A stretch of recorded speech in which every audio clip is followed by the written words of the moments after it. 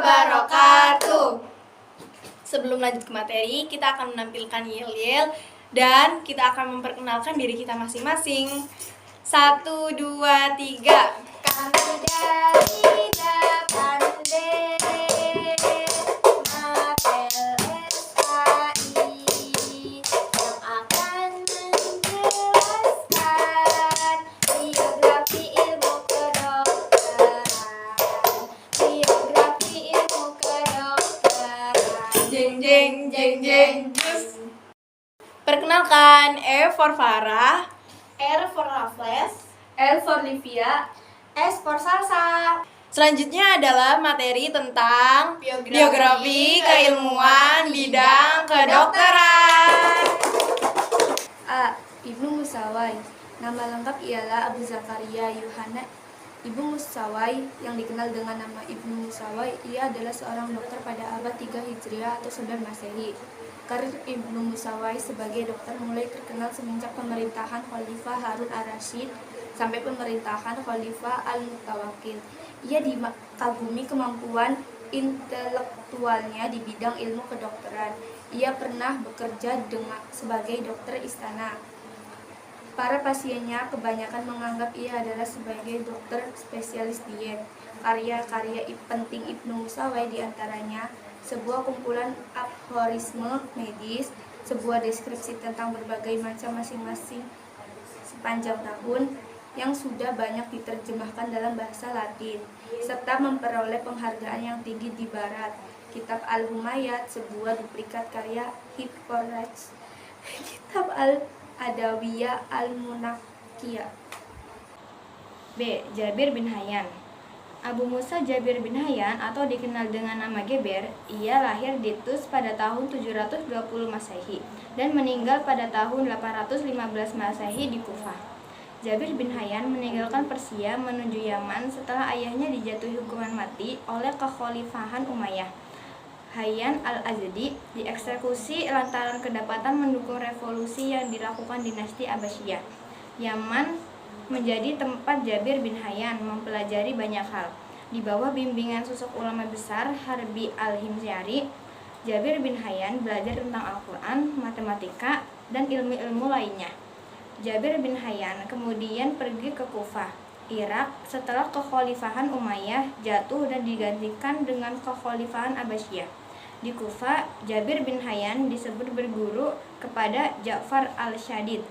Dari gurunya ini, Jabir bin Hayyan memperdalam ilmu-ilmu pengobatan, filsafat, astronomi, dan alkimia. Karya tulisnya berjumlah hampir 80 buah dan banyak diterjemahkan ke dalam bahasa Latin.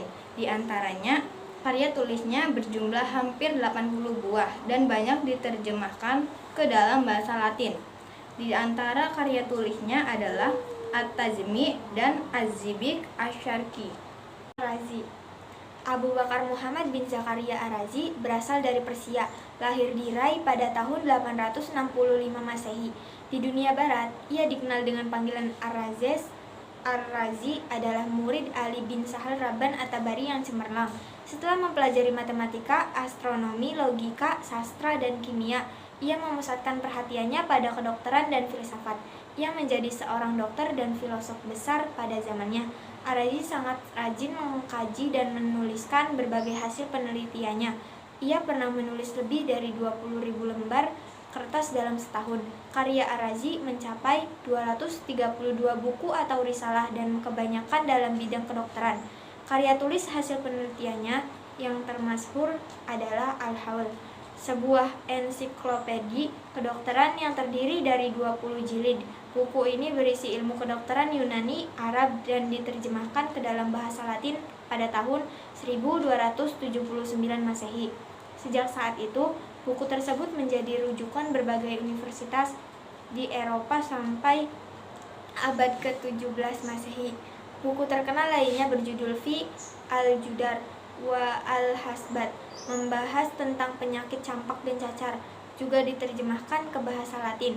Pada tahun 1866 Masehi, buku itu dicetak ulang yang ke-40 kalinya. Ar-Razi wafat pada tahun 932 Masehi di kota kelahirannya. D. Ibnu Sina. Ibnu Sina juga dikenal sebagai Avicenna di dunia barat.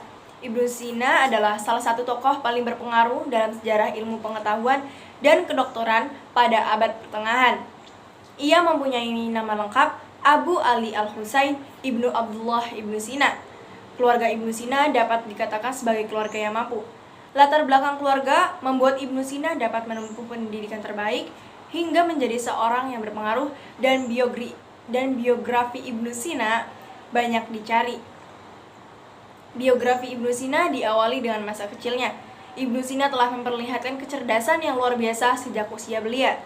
Sejak kecil, ia telah memiliki kemampuan analisa berpikir yang sangat tajam, serta mempunyai daya ingat yang sangat kuat.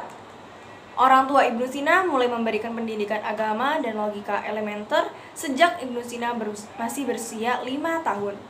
Pada usia 10 tahun, Ibnu Sina telah hafal Al-Quran. Dia juga belajar fikih dan ilmu-ilmu syariat. Kalau suka videonya, jangan lupa like dan subscribe-nya. Komen yang baik.